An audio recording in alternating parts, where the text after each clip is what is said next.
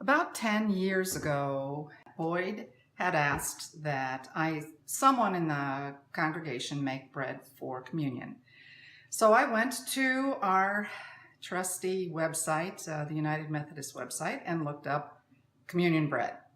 And for years, I made the unleavened sort without yeast, and it took all of about 20 minutes from start to finish. And we used that for years until Cindy thought it would be a nicer idea to actually make bread all the way. So by that time, I was very interested in grinding my own wheat and making a very wholesome type of bread. So it seemed a perfect time to be making communion bread as well. So I usually make it on Saturday morning or Saturday afternoon.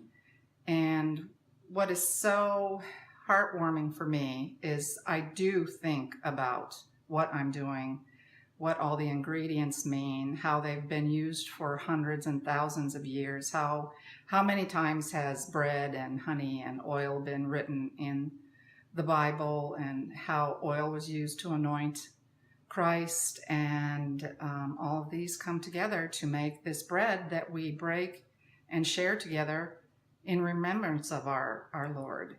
We start, first of all, with olive oil, which comes from olives, warm water, honey, eggs. These are the grains that I grind for the flour, yeast, and salt, all of which come together for our communion bread.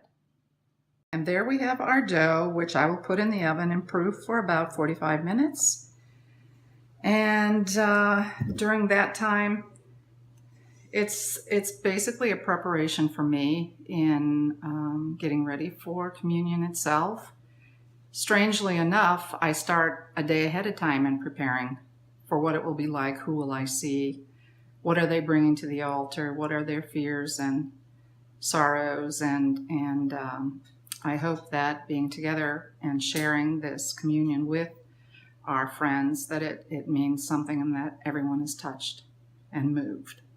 And now we have our finished loaf of bread, which I carry to the church, and I have 9:30 service and the 11 o'clock service. But the one secret that we have about baking bread is that we break it in the back so that when Cindy breaks it at communion, it's not quite as difficult for her. And then 2 communion stewards hold this bread and tear off pieces and share and feed our friends in church. And doing this, we continue Jesus's work and his sharing of himself with us.